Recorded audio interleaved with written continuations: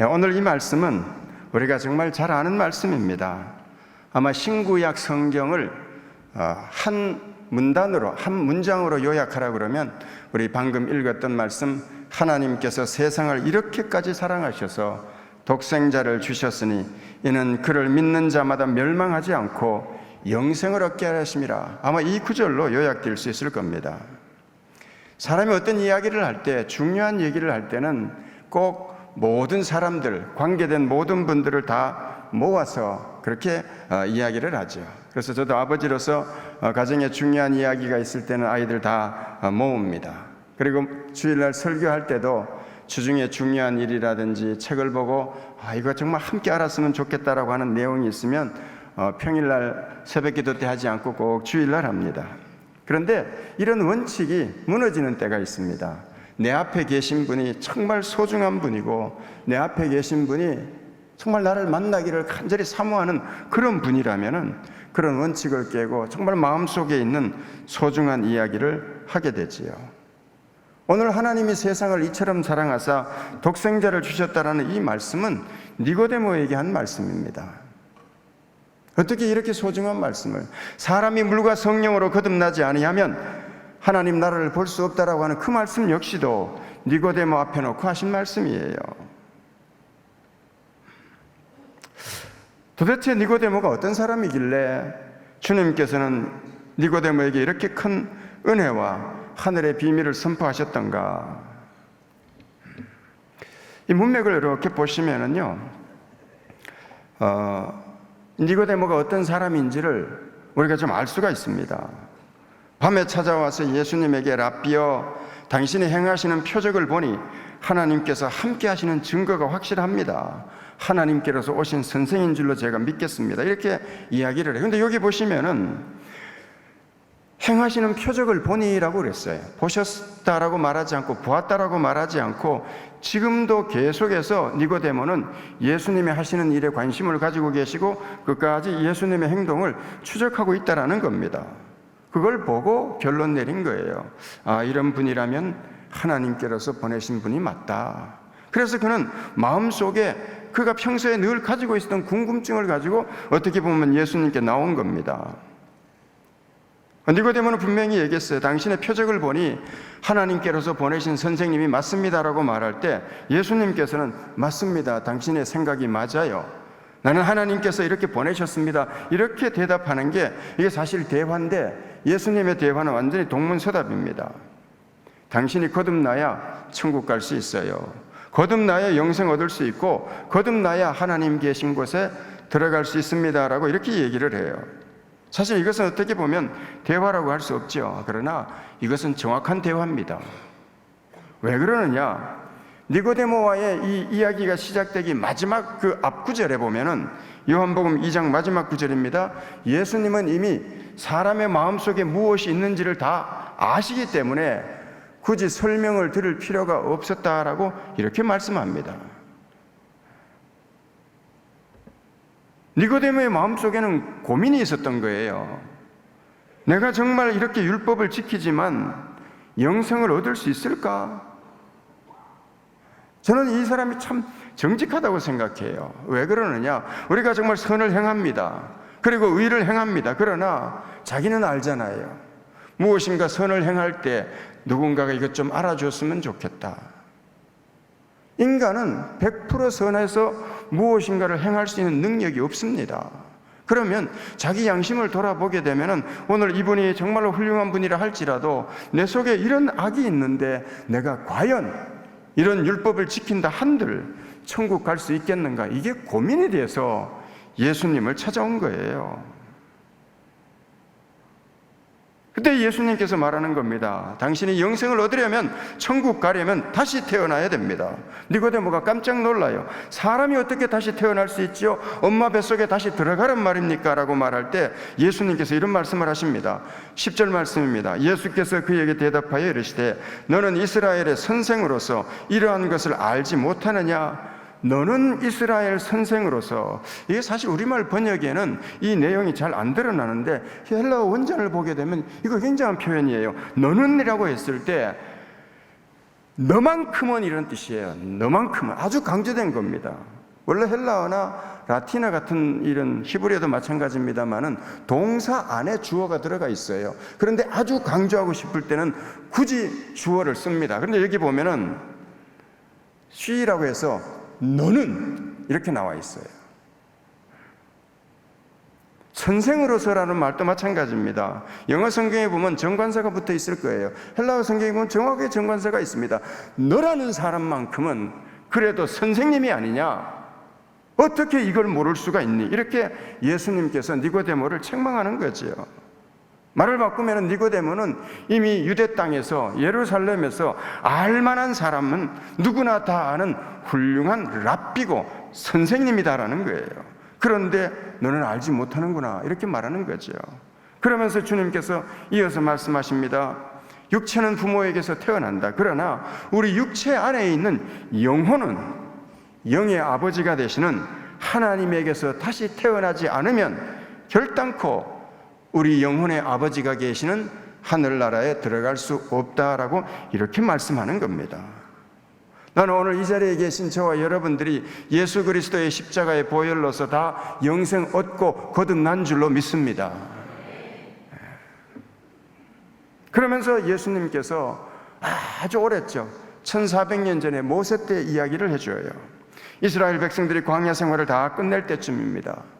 길이 너무너무 힘들어요. 그러다 보니까 백성들이 막 불평을 합니다. 왜 우리를 이렇게 힘들게 하시냐고. 하나님을 원망합니다. 엄청난 죄를 지었습니다. 그때 갑자기 말이죠, 불뱀이 이스라엘 백성들을 막 물어서 쓰러뜨리기 시작합니다. 이 불뱀에 물리니까 사람이 말이죠, 맹독이 이렇게 몸속에 들어오니까 막 숨이 가빠지고 헐떡거리고 붓기가 막 뚱뚱 붓기 시작합니다. 사람들이 죽어나가기 시작하는 거예요. 그때 모세가 하나님께 기도합니다. 하나님 좀 살려주십시오 라고 하나님께 기도하니까 하나님께서 모세에게 말씀하십니다. 불뱀, 백성들을 문 그 불뱀의 모양으로 장대 위에 높이 달아라. 그거 쳐다보는 사람은 다 나올 거다. 할렐루야. 그럼 여러분, 우리 그때를 한번 생각해 보십시다. 물려서 몸이 뚱뚱 붓고 숨이 헐떡거려요. 그러면 뭘 찾습니까? 해독제 찾죠. 야야, 이거 빨리 내게 여기 물린 데 대고 입 대고 빨아라. 독을 빨아내야 된다. 아마 분명히 자기가 살 수 있는 방법은 다 동원할 거예요. 그런데 모세가 말하는 거예요. 소리칩니다. 불뱀 쳐다보시오라고 할 때 사람들이 저는 쫙 나눠졌다고 생각합니다. 어떤 사람은 정말 지금 모세의 입에서 나오는 말씀은 하나님의 말씀이야. 그 말씀 믿으면 살 수 있어. 말씀에 대해서 믿음으로 응답한 사람들은 쳐다봤을 거라고 보고요. 그러나 말씀을 믿지 않고 그거 참 쓸데없는 소리 한다. 뱀에 물렸으면 해독제 찾아야 되는 거야 라고 자기 인간의 방법을 동원해서 해독제 찾으려고 집집마다 돌아다니고 그거 정말 상처에 대고 그 뱀독 빨아내려고 했던 사람들 저는 다 죽었다고 생각합니다. 중요한 거는요, 불뱀을 바라보는 그것보다 더 중요한 것은 하나님의 약속의 말씀을 믿고 의지하는 것, 그것이 우리에게 구원이 된다라는 거죠. 많은 사람이 지금도 그렇게 얘기합니다. 예수님 믿으세요. 그러면 야, 쓸데없는 소리 좀 하지 마라. 어떻게 사람이 착하게 살아야 구원받지? 2000년 전에 죽은 그분 믿는다고 어떻게 사느냐?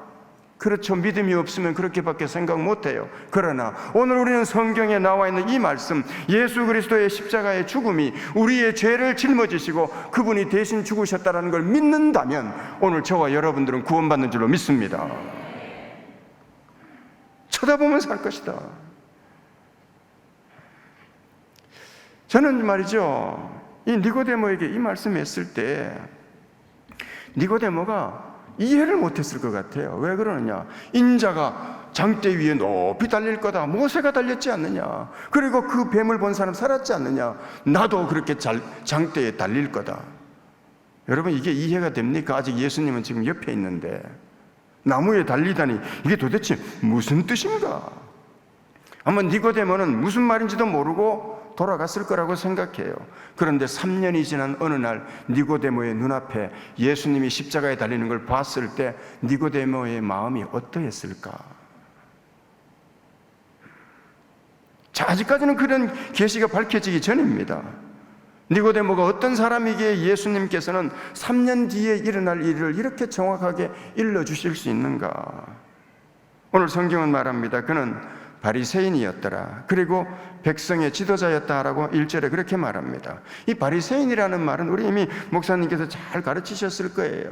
예수님 당시에 가장 열정적이고 가장 헌신된 종파 유대교인들이 바로 이 바리새인들이었습니다. 역사를 보면은요, 예수님 오시기 약 한 200년 전에 헬라 나라가 유대 땅을 통치를 하게 됩니다. 여러분 알다시피 헬라라는 나라는 철학이 뛰어난 나라고 문명이 아주 발달된 그런 정말 문명을 가진 그런 사람들이죠. 그러다 보니까 헬라 사람들은 어디를 점령을 하게 되면 사명처럼 가지고 있는 게 있어요. 어디로 들어가든지 간에 헬라 문명과 헬라 철학을 보급하는 것이 그들의 사명이었습니다. 오늘 저와 여러분들의 사명은 어디 가든지 간에 십자가의 부활을 전하는 게 사명인 줄로 믿습니다. 그러다 보니까 유대 땅을 딱 보니까 말이죠, 헬라인들의 눈을 보니까 유대인들이 너무너무 야만족이야. 왜 그러느냐? 제일 먼저 할례를 받는 거예요. 여러분 그 당시에 이 지중해 문화권에서 할례를 받는 것은요, 저기 지금도 그렇습니다만은 아프리카의 아주 야만적인 토인들이 할례를 받습니다. 자기 나름대로 문명을 가졌다고 하는 사람이 유대 땅을 점령을 해보니까 가관이죠. 그래서 뭐라고 가르치느냐? 할례 받는 사람 죽이겠다고 그랬어요. 그러니까 유대인들이 그래 죽여라. 그리고 자식에게 할례를 주고 죽습니다. 또 생각해 보는 거예요. 이 사람들이 보니까 안식일만 되면은 일을 안 하는 거예요. 또 명령을 내립니다. 안식일 날에 쉬고 있는 사람은 영쉬게 만들어 주겠다. 죽여버렸어요. 얼마나 죽였느냐? 1000명이 앉은 자리에서 죽여라. 나는 안식일 지키다가 죽겠다. 역사를 보면요, 1000여 명의 유대인들이 로마인들의 칼날에, 헬라인들의 칼날에 앉아서 죽습니다. 왜? 안식일 지키려고. 율법을 가진 사람 죽이겠다고 그러니까 죽여라. 이런 사람 어떻게 감당합니까? 이런 사람들을 하시딤이라고 그러고요, 이 하시딤이 나중에 바리새인으로 자라갑니다. 성장해 갑니다. 바뀌어가요. 그러니까 바리새인이다 그랬을 때는요, 바울이 바리새인이다라고 할 때는, 혹은 니고데모가 바리새인이라고 할 때는 우리 마음속에 이거 생각해야 돼요. 저 사람들은 신앙을 위해서라면, 유대교를 위해서라면 목숨까지도 던지는 사람이다. 그러니까 아주 경건한 사람이에요. 예수님의 12제자들 가운데는 바리새인이 없었던 것 같아요. 물고기 잡느라고. 그만큼 열성적인 사람은 없었던 것 같아요. 그 다음에 관원이라고 그랬습니다. 소위 말해서 정치인이죠. 그 당시에 로마는 한 나라를 점령하게 되면은 총독을 파견하든지 아니면은 기존에 있던 왕이 말을 잘 들으면 그대로 왕위를 인정을 합니다. 그리고 세금을 받아가고요. 그 다음에 현지인들 지도자를 세웁니다. 유대 땅에는 그 당시에 현지인 지도자 72명으로 이렇게 구성이 되어 있었는데, 이것을 성경에는 공회라고 번역이 되고 영어 성경을 보시게 되면 산헤드린이라고 번역이 되어 있습니다. 산헤드린이라고 나오죠. 그러면 이 사람이 니고데모가 관원이었다라는 말은 바로 그 72명의, 오늘날로 본다면 국회의원이 되겠죠? 그런 국회의원 중에 한 사람입니다. 자, 그럼 보세요. 아주 경건한 사람이에요. 그리고 정치인입니다. 그 다음에 오늘 이 사람은 제가 보기에는 그래요. 마음속에 천국에 대한 열정, 사모함, 형식적인 신앙인이 아니라 정말 영생에 대해서 간절히 사모하는 신앙의 열정이 있는 사람이에요. 겉만 꾸미는 사람이 아니다라는 걸 알 수 있죠. 그 다음에 또 말씀드렸습니다. 너는 선생이지 않니? 예수님이 인정할 정도로 알아주는 석학입니다. 자, 그럼 한번 보십시다. 학자라는 명성을 가지고 있습니다. 정치인이라는 지위를 가지고 있습니다. 그리고 바리새인이라고 하는 경건함도 가지고 있습니다. 근데 제가 좀 욕심이 많아요. 한 가지가 빠졌다. 여러분, 이 정도 되면 다 갖춘 것 같잖아요? 근데 한 가지가 빠졌죠? 뭐가 빠졌어요? 뭐니 해도 머니가 있어야 돼요. 세상은 돈이 필요하잖아요. 근데 여러분, 니고데모라는 사람은요, 상상을 초월하는 재력가입니다. 아니, 목사님 성경이 없는데, 아니요, 성경이 나와요. 재력가라는 말만 안 나왔지, 이 사람은 정말로 오늘날로 본다면 삼성의 CEO 혹은 현대의 CEO 정도급이다라는 걸 알 수가 있습니다. 어디에 나오느냐? 예수님께서 장례를 치를 때에 오늘 이 니고데모가 향유를 가지고 옵니다. 요한복음 19장 39절인데요. 니고데모도 몰약과 침향 섞은 것을 100리트라쯤 가지고 온지라. 우리말은 뭐 옛날 성경 100근이라고 그랬는데 오늘날로 본다면 한 75kg 정도 돼요. 자, 보세요. 제자들 다 도망갔습니다. 아리마대와 요셉은 예수님의 장례를 치르기 위해서 나왔어요. 빌라도에게 찾아서 시신을 주세요, 우리가 장례할 겁니다 라고 하면서 아리마대 요셉은 빈 무덤을 준비하고 있었고, 니고데모는 오늘 보니까 몰약과 침향을 가지고 나왔는데 100근을 가지고 나왔더라. 약 한 75kg 정도를 가지고 나왔습니다. 이 침향은 인도산 아주 고급 방향제입니다. 여러분, 혹시 성경을 읽으시면서 이게 얼마쯤 될까 생각해 보셨나요? 이거 생각해 보면, 아, 니고데모가 이건 오늘날로 본다면 삼성가의 CEO구나라는 걸 알 수가 있어요. 이게 제가 궁금해가지고요, 제가 사우스웨스턴에 가서 공부를 했는데 그 도서관 앞구에 보면 참 정말 제 마음을 뜨겁게 만든 게 있어요. 이 도서관은 전 세계에서 가장 많은 책을 소장하고 있는 도서관 중에 하나입니다. 읽지는 않지만 그거 보면 감동했습니다. 가서요, 요한복음에 대한 커멘터리를 한 40여 권을 쭉 쌓아놓고 한 권 쫙 읽어가는데 한 중간쯤 읽었는데요, 거기에 책이 나왔어요. 크레이그 키너라고 하는 분인데 아주 대단한 학자입니다. 여기에 대한 답을 주었어요. 제가 깜짝 놀랐습니다. 이 100근의 향유가 얼마 정도 될까? 얼마 정도 될까? 우리 성경에 이걸 추적해 들어갑니다. 마치 탐정 소설처럼 이 크레이그 키너가 이 부분에 대한 답을 추적해 가는데, 성경에 보면 나사로가 죽었다가 살아났습니다. 그때 여동생이 마리아가 예수님에게 향유를 부어요. 향유를 붓는 것 보고 가룟 유다가 화가 나가지고 그거 팔으면 300데나리온인데 가난한 자들에게 줄 수 있었는데 라고 소리를 지릅니다. 이게 300데나리온이에요. 자, 그럼 또다시 추적합니다. 요한복음 6장에 가면은 떡 5개로 장정 5,000명을 먹입니다. 그때 빌립에게 묻습니다. 이거 어떻게 떡 구하지? 그러니까 빌립이 그러죠. 아이고 예수님, 200데나리온은 필요할 거예요. 200데나리온. 자, 그럼 여기서 이제 우리가 추정해 볼 수 있는 거예요. 지금은 뭐 한 가족 그러면 4사람 그러는데, 여러분 고대 시대 때는 산하 제한 안 했죠. 저희 어머니가 우리 사형제를 낳습니다. 보통 지금도 정통 유대인은 8명에서 6명에서 8명 낳아요. 그러면 이 지금 장정 5,000명인데 한 가족이 6명으로 따지면 3만 명이에요. 3만 명. 3만 명을 먹이는데 이게 얼마라고요? 300데나리온. 그러면 한번 생각을 해 보십시다.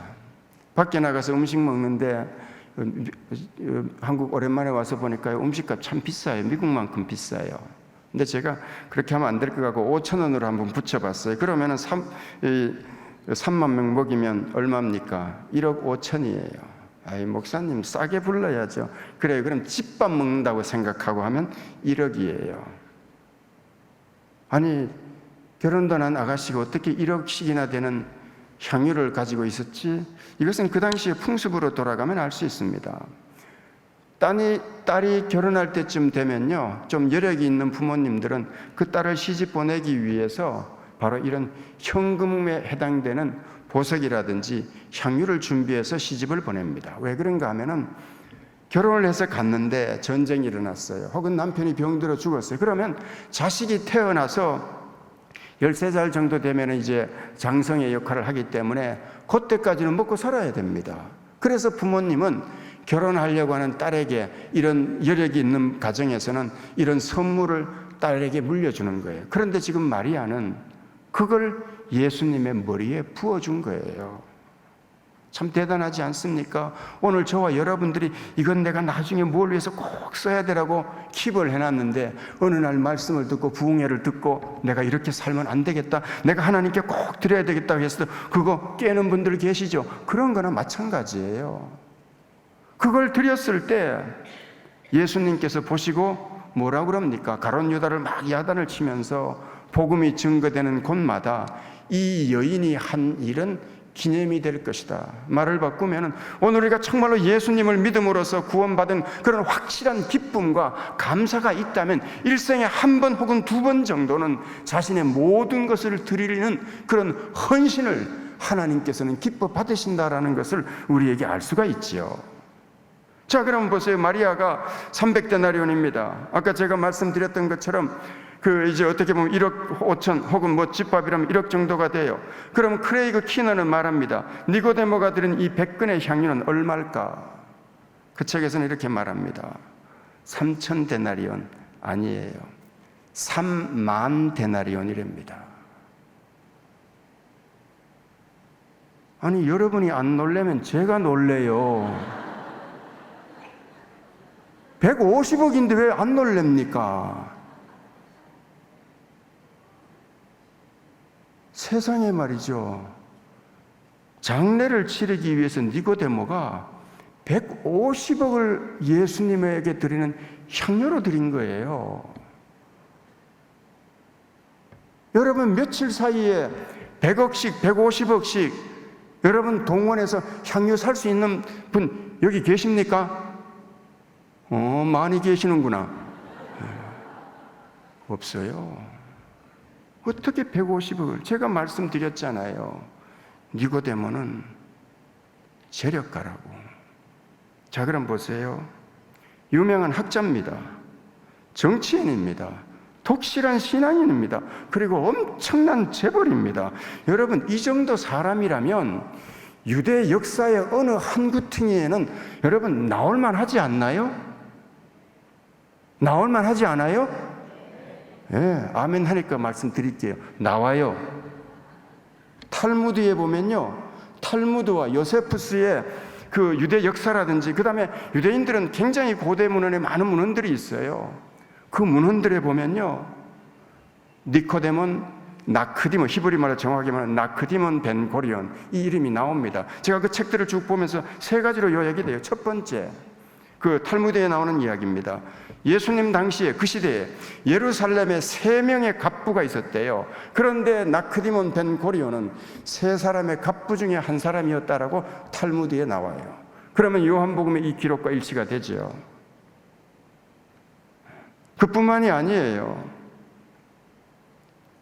이 사람이 얼마나 경건한 사람인지 6월절이 되면은 그 제사를 지키기 위해서 로마 제국 전역에서 예배드리기 위해서 예루살렘으로 올라옵니다. 그러면 그 많은 사람들이 물을 어떻게 할 거예요?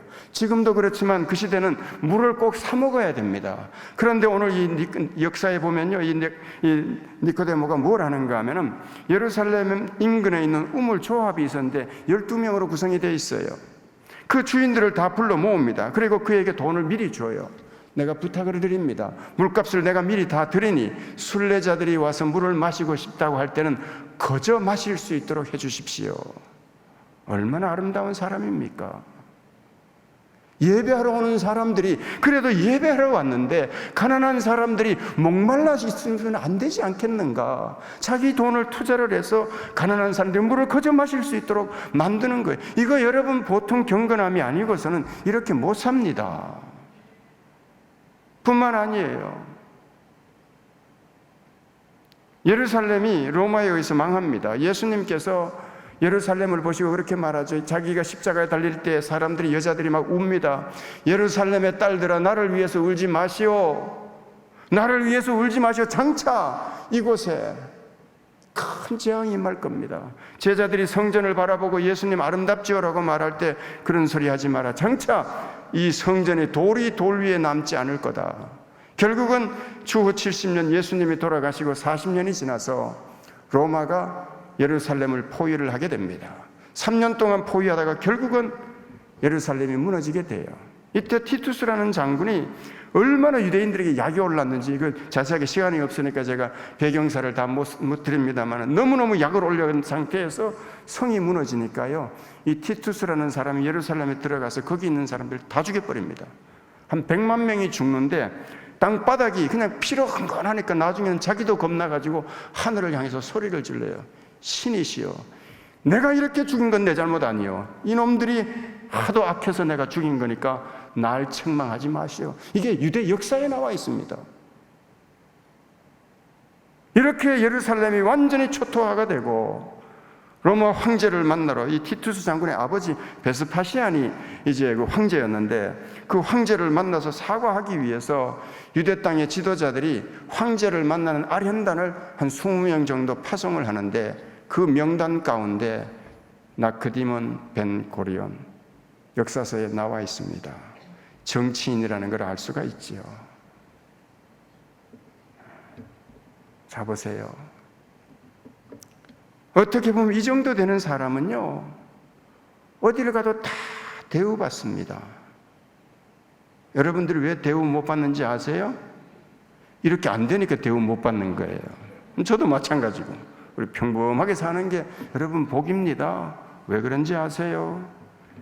니고데모가 이 정도 되면요, 어디를 가도 다 절하고 어디를 가든지 간에 정말 교만 떨 수 있습니다. 여러분, 교만은 하나님과 원수되는 거예요. 왜 우리 하나님께서 우리한테는 그렇게 안 해주셨느냐? 저와 여러분의 영혼을 사랑해서 천국에서 꼭 보자라고 생각해서 저와 여러분들을 평범하게 살게 만드신 줄로 믿습니다. 니고데모는요, 이렇게 대단한 사람인데 참 너무너무 놀라워요. 제가 옛날에 본 책에 사마천의 사기라는 책에 보니까, 뭐 지금으로 본다면 2100년 전에 쓰여진 책 아닙니까? 거기에 보면은 사마천의 사기의 그 화식열전이라는 게 있어요. 여러 가지 내용별로 분류가 있는데, 이 화식열전은 그가 살던 때까지 아주 정말 돈을 엄청나게 많이 번 사람들의 리스트와 그들의 행적을 쭉 기록해 놓은 책인데요, 거기 보니까 이런 구절이 나와요. 뭐라고 나오느냐? 상대방이 자기 재산보다 10배가 많으면 뒤에서 욕을 한답니다. 여러분, 조금 있으신 분들 조심해야 되겠습니다. 그죠? 네, 뒤에서 욕할 수 있으니까. 근데요, 그 다음에 100배가 많으면 사람들이 그 사람 눈치를 살핀대요. 겁을 낸대요. 1000배가 되면요, 그냥 꼬봉이 되고, 10,000배가 되면 알아서 긴답니다. 이게 돈의 힘이에요. 이게 세상입니다. 그러면 니고데모가 지금 이 정도면, 니고데모는 가는 곳마다 사람들이 오셨습니까? 오셨습니까? 라고 인사받는 사람인데, 이런 사람이 예수님을 찾아와서 뭐라고 말씀하는가? 2절에 보니까요, 그가 밤에 예수께 와서 가로되 랍비여. 우리는 이걸 쉽게 보는데 이게 쉽게 볼 일이 아니에요. 필립 얀시가 몇 해 전에 책을 출판을 했죠. 내가 알지 못했던 예수라는 그 책에 보면 이런 내용이 나옵니다. 예수님 당시에 갈릴리 사람들은 랍비가 될 수 없었답니다. 왜 그러느냐? 예루살렘 정통 유대인의 눈에 예루살렘들은 전부 싼 것이에요. 아주 세속적인 도시고, 더 특별히 더더욱 그랬던 것은, 제가 이렇게 오늘 왔으니 우리 목사님께서 저한테 이렇게 강단을 비워주지 않습니까? 마찬가지로 그 당시에도요, 타지 사람들이 조금 이렇게 성경의 율법에 능통한 사람이 오면은 안식일이 되면은 강단에 세워서 말씀을 전할 수 있는 기회를 줍니다. 그런데 탈무드에 보면 갈릴리 사람들은 빼고, 갈릴리 사람들은 그걸 허락을 안 해요. 왜 그러느냐? 사투리가 너무 심해서. 제가 서울서 목회를 하다 보니까, 저도 참 경상도 사람이다 보니까 사투리가 좀 심한데, 서울서 한 15년 이렇게 목회를 하다 보니까요, 이 사투리를 빼서 지금 표준말 씁니다. 근데 제가 여기 왔더니, 여기는 경상도 말이 표준말이라서 괜찮더라고요, 우리 목사님 보니까.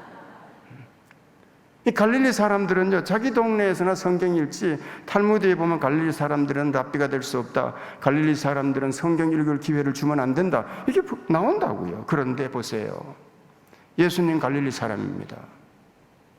예수님 랍비 학교 안 나왔다고요. 그런데 오늘 이 니고데모는 자기가 예루살렘의 랍비 중에 랍비고 자기가 온 이스라엘 사람들이 다 아는 존경받는 랍비인데 예수님을 찾아와서 랍비여, 랍비라는 말은요 나의 선생님이다라는 히브리 말이에요.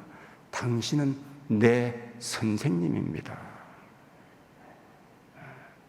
밤에 왔다고 그러잖아요. 밤에.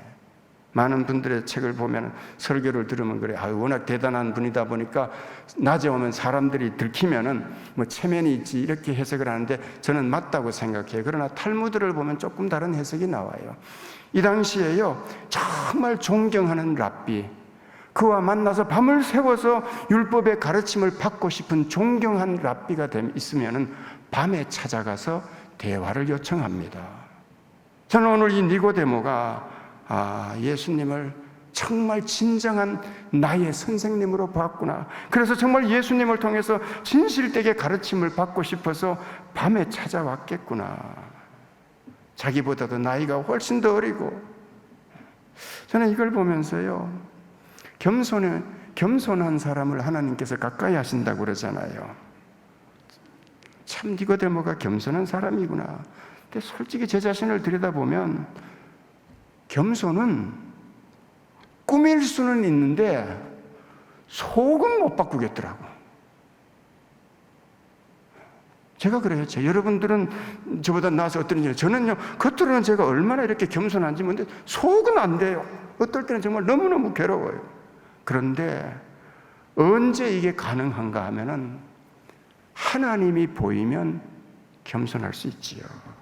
나는 그렇게 생각해요. 오늘 이 니고데모는 예수님을 볼 때 갈릴리가 보인 것이 아니었어요. 예수님을 볼 때 목수가 보인 것이 아니라 니고데모는 두 번에 걸쳐서 당신은 하나님이 함께 하십니다. 당신은 하나님이 함께 하시지 않으면 이런 이적 행할 수 없습니다. 니고데모는 예수님에게서 갈릴리를 본 것이 아니라 하나님을 보고 있구나. 신앙생활 잘하는 비결이 뭘까? 저는 그렇게 봐요. 내 주변의 사람들 속에서, 내가 만나는 사건들 속에서 하나님이 보인다면 절대로 시험 안 들 줄 믿습니다.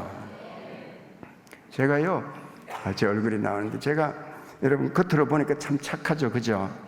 제가 착해요. 제가 어디가 싫은 소리도 못하고. 그런데 이렇게 가까이 보니까 착하게도 보시는데요, 저하고 진짜 가까이 있는 분은 제 아내잖아요. 제 아내는 뭐라 그러는 거, 당신 참 나빠요 그래요. 왜 그런가 하면은 성질이 말이죠, 막 어떨 때는 막 불과 같아가지고 소리를 막 지른다고요. 그런데 언제부턴가 마음속에 하나님께서 그런 생각을 줘요. 네 아내가 내 딸인데 네가 어디다 대고 소리 지르냐? 아니요, 정말로 제 마음속에 어느 날 막 화를 내는데 돌아서는데 그래요. 네 지금 어디다 대고 성질 내냐? 장차 70년, 80년 지나면 내 딸로 나 앞에 서게 될 거다. 너 도우라고 했는데 너 왜 시건방지게 네 아내한테 소리 지르니? 제가요 그걸 듣고요 얼마나 놀랐는지. 그 이후로요 그래도 성질은 냅디다. 미칠 것 같아요. 그런데 달라진 거 한 가지는 있어요. 성질 내고 돌아서서 아내한테 여보 3초 4초도 안 돼. 여보 참 미안해요. 제가 그래요. 그러면서 그 얘기죠. 여보 그래도 고마워해야 될 것 같아. 내가 당신한테 화내는 게 아니고 내가 내 자신한테 화내는 거니까 생각해봐. 이 화도 안 내면 그건 죽은 놈이나 화 안 내지. 화내면 내가 살아있다는 증거로 아시고 용서해 주세요. 요즘 그러고 삽니다.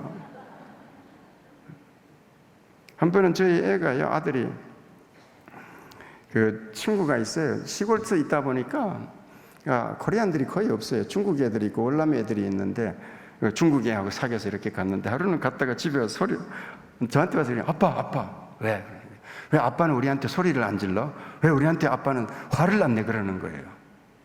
그래서 왜 그랬더니 자기 친구 집에 가면요 그 아버지가 조나단이었는데 걔는 자기가 왔는데도 막 애들 소리 지르고 걔 언니한테 막 소리 지르고 화를 낸다는 거예요. 그 얘기를 그랬어요. 이놈아 나도 속으로는 화가 나서 미칠 지경이다. 근데 정말 이렇게 생각을 해보니까 애들한테 큰 소리를 친 적이 거의 없어요. 왜 그랬던 가 딱 하나예요. 애들이 혹시 마음속에 내가 교회에서는 하나님 말씀대로 살아야 돼요, 사랑해야 돼요, 이렇게 설교를 하고 집에 가서 애들 보고 쌍소리를 하고 성질내고 그러면 혹시나 애들 마음속에 어디가 우리 아버지냐, 교회에서 본 게 우리 아버지냐, 집에서 성질내는 저 인간이 애비냐, 아니 정말 그게 겁나가지고요, 애들이 초등학교 들어가고 난 다음부터는 집에서 큰 소리 한 번 지른 적이 없습니다. 제가 철이 든 거죠. 아내를 볼 때 그 속에 하나님이 보이기 시작하고, 우리 애들 꼬맹이지만 꼬맹이를 볼 때 그게 보이는 것이 아니라 저놈들이 나중에 잘 자라면 나보다 더 훌륭한 하나님의 사람이 되면 얼마나 주님이 기뻐하실까, 그게 보이니까 함부로 못하는 거죠. 나는 오늘 기쁨의 교회 모든 성도님들이 서로를 볼 때 니고데모처럼 하나님을 보는 눈이 열리는 은혜가 있기를 예수님 이름으로 축복합니다. 제가 그 첫 목회지에서 있었던 일인데요, 오클라호마라고 하는 아주 큰 땅이에요. 남북한 합친 것보다 큰 땅이니까. 근데 제가 살던 동네는, 도시는 한인들이 애어른 다 해서 한 700명 정도밖에 안 돼요. 그런데 목회를 하는데요, 하나님께서 사람들이 자꾸 보내주셔요. 나중에는 말이죠, 얼마 되지도 한 200명까지 올라갔어요. 그런데 하루아침에 미국 교회가 조그만 할 때 왔었는데 이렇게 컸으니까 예배당을 좀 나가라 이렇게 얘기하는 거예요. 여러분, 갑자기 나가라 그러면 어디 갑니까? 너무 걱정이 돼서 이제 교회 그 당시 재정부장님인데 전화를 했어요. 이거 큰일 났습니다, 나가랍니다. 그랬더니 그분이 그래요. 목사님 걱정하지 마세요. 그러는 속으로 걱정이 절로 되는데, 아니 지금 나가라는데 어떻게 걱정하지 말라는가. 근데 일주일 시간이 지났어요. 전화를 해요. 목사님 사업장에 좀 신방을 와주세요. 근데 이분이 이제 참 서울대학교를 화공과를 나오시고 미국 와서 그 화공학 박사가 되셔가지고 그 케미컬 플랜트를 하나, 공장을 하나 가지고 있습니다. 아주 그 좋은 고가의 그런 어떤 플라스틱 제품을 만드는 분이에요. 갔더니 그래요. 은행 지점장을 불러서 이 사업장이 그 자기 텍스 보고 얼마에 해마다 얼마 수입이 오는지 그거 보여주고, 대지 보여주고, 건물 보여주고 물었대요. 이거 은행에서 100만 불 빌릴 수 있습니까? 그랬더니 100만 불이 뭡니까? 몇 배는 빌려줄 수 있습니다. 그랬대요. 그러면서 제가 본인이 그래요. 내가 예배당 건축 절반을 부담할 테니까 예배당 지으십시다. 할렐루야를 하든지 아멘을 하든지 하셔야죠. 네, 할렐루야 아멘. 얼마나 감사한지. 그래서 그냥 성도님들한테 선포를 하고 예배당을 지었어요. 근데 한창 짓는데 또 신방 오래요. 또 갔죠. 갔더니 그러는 거예요. 목사님, 저한테 한 가지 약속하십시다. 그래서 뭘요? 그랬더니 예배당 지어지면 저는 모든 공식적인 자리에서 다 물러납니다. 그랬더니 그래서 깜짝 아니 그러면 안 되죠. 그랬더니 그분이 그래, 아니요, 공식적인 직분에만 물러나지 교회가 필요로 하는 모든 일들은 내가 다 합니다. 그래서 왜요? 그랬더니 돈 많이 내고 말도 많으면 교회가 꼴이 되겠습니까? 참 얼마나 감동인지 말이죠. 내가 헌금을 예배당 절반을 짓고 회의 때마다 말까지 많이 하면 다른 사람들이 무슨 의견을 낼 수 있겠냐고. 그러고는 예배당이 다 지어지고는 정말로 모든 잡을 딱 내렸는데 또 한 두어 달 있다가 또 오래요. 또 갔죠. 갔더니 이번에는 그분 사업장이 이렇게 큰 그 테이블 위에요, 깡통, 큰 깡통 있죠. 아마 여기 젊으신 분들은 모를 거예요. 저는 어렸을 때 시골에서 커서요, 그런 깡통에 쇠조각이 있으면은 엿제이 생각납니다. 엿 받고 먹으니까. 그 말이죠. 깡통 큰 세 개 보니까 말이죠, 못 조가리, 그 다음에 플라스틱 조가리, 뭐 하여간 쇠조가리는 다 있는 거. 그래서 뭐예요? 그랬더니 그분이 그러는 거예요. 아유, 목사님, 이거 있으면은 성도들이 차 몰고 왔다가 타이어에 박히면 빵꾸 나요. 예배 드리러 왔다가 은혜 받고 돌아갈 때 타이어 빵꾸 나면 성도들이 얼마나 속상합니까? 세상에 그걸 말이죠, 몇 개월 동안 주워가지고 주차장에 어디 뭐 구석진데 다 주워가지고 큰 깡통 3개에다 채워놓은 거예요.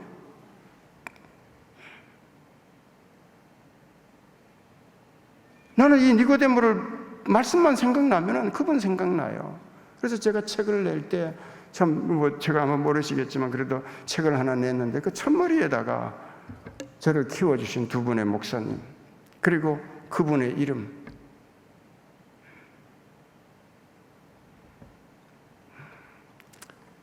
그분이 저한테 그런 얘기를 했어요. 내가 미국 건너올 때 200불인가를 가지고 왔는데 이렇게 큰 일을 하게 해주신 거는 이 일을 위해서 나에게 물질을 주신 거 아니겠냐고. 나는 오늘 우리 기쁨의 교회 우리 성도님들이 다 이렇게 니고데모처럼 예수님 사랑하고 섬기는 은혜가 있기를 예수님 이름으로 축복합니다. 자, 보세요. 이렇게 겸손한 사람이에요. 그리고 야심한 밤에 당신은 내 랍비입니다 라고 고백하며 그의 말씀을 듣기를 원했던 오늘 이 니고데모. 여러분, 이런 사람이 자기 앞에 와서 무릎을 딱 꿇고 어떻게 하면 영원한 영생 얻을 수 있어요? 라고 질문한다면 여러분, 어떻게 그 마음속에 있는 비밀을 감출 수 있겠습니까? 다 얘기하는 거죠.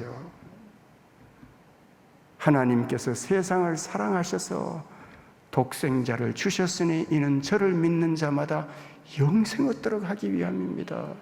인자가 장대 위에 높이 달릴 거예요. 그를 믿는 사람은 영생할 거예요. 나는 오늘 저와 여러분들이 어떻게 영생하는가 딴 생각하지 마시고 예수 그리스도의 십자가의 그 은혜 가슴 품고 사시는 저와 여러분 되십시다. 저는 이 니고데모에게 말이죠, 이렇게 주님 사랑하니까 성경을 보면은 요한복음에 나오죠. 주님을 사랑하는 자에게 주님께서는 내가 나를 나타낼 것이다 이렇게 나와요. 나타낼 거다. 나는 이 말씀이 정말 니고데의 삶 가운데 그대로 이루어졌다고 보는데, 사람이 죽었잖아요. 예수님 십자가에 달려 돌아가셨잖아요. 이것이 로마법으로 본다면 이것은 로마에 대한 그 혁명가들입니다. 여러분, 스파르타쿠스라는 영화 보셨죠? 노예들이 반란을 일으키면 십자가에 죽입니다. 예수님이 십자가에 달렸다는 것은 로마인들의 입장에서 보면 네가 유대인의 왕이라고 그랬구나 해서 죽은 거예요. 그러나 유대인들은 예수님이 누군지 알아요. 저는 왕이 아니야. 저는 사기꾼이고 가짜야. 그래서 나무에 달아 죽여버린 거예요. 그러면 히브리적인 관점에서, 구약 성경에서 관점에 보면은 나무에 달려 죽은 사람은 하나님으로부터 저주받은 사람이에요. 예수님은 로마법으로 본다 하더라도 이건 흉악범이고, 유대법으로 본다면 저주받은 사람이고, 어느 한 군데도 예수님을 존경하고 예수님을 따라야 될 자격이, 조건이 아무것도 없습니다. 그런데 이 당시에 랍비가 죽으면요, 가족이 제사를 치르는 것이 아니라 제자들 가운데서 랍비를 존경했던 사람이 장례를 치릅니다. 자, 예수님의 제자들 다 도망갔어요. 예수님의 가족들 비리비리 못합니다. 장례를 타지에서 죽은 형님을 장례 치를 수 있는 능력이 없어요. 그런 와중에 아리마대 요셉과 니고데모가 나온 겁니다. 나는 저분을 존경한다. 니고데모는 그 당시에 이 70근이면 임금, 유대 역사에는 보면 임금님이 돌아가셨을 때 국고에서 약 한 100억 정도에 해당되는 향료를 사서 장례를 지냅니다. 그런데 니고데모는 왕의 장례에 해당되는 향료를 자기가 가져나왔어요. 이게 뭘 의미합니까? 니고데모의 마음속에는 예수님은 나의 왕입니다. 예수님, 당신은 나의 메시아입니다. 예수님, 당신은 나를 영원한 생명으로 인도하시는 나의 참 왕이십니다. 그 고백입니다. 나는 이걸 보면서요, 참 놀라워요. 예수님을 죽여야 되겠다라고 결정했던 사람들이 자기 친구들입니다. 공회예요. 72명의 지도자들입니다. 니고데모가 그들 멤버 가운데 하나였고, 아리마대 요셉이 그들 가운데 한 무리였습니다. 그런데 70명이 죽이겠다라고 말할 때 이 두 사람은 왜 이렇게 말할 수 있습니까? 예수님의 사랑을 경험했기 때문에 그래요. 3년 전 그날 밤에 예수님께서 하나님이 세상을 사랑하사라고 했는데 돌아보니까 자기밖에 없어. 우리 예수님 날 사랑하시는 게로구나. 인자가 나무에 달릴 거다, 모세가 광야에 달린 것처럼 내가 달릴 것이라고 했을 때 그때 니고데모는 무슨 뜻인지 도무지 몰랐어요. 그런데 3년이 지난 어느 날 6월절 양 잡는 그날에 예수님께서 나무에 달리신 걸 보는 순간에 3년 전에 이 말씀이 이거였구나.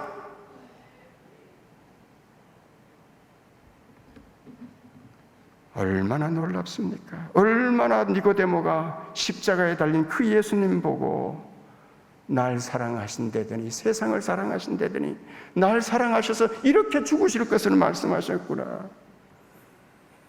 그 사랑 얼마나 크고 놀라운지를, 그 사랑 얼마나 나를 감격하게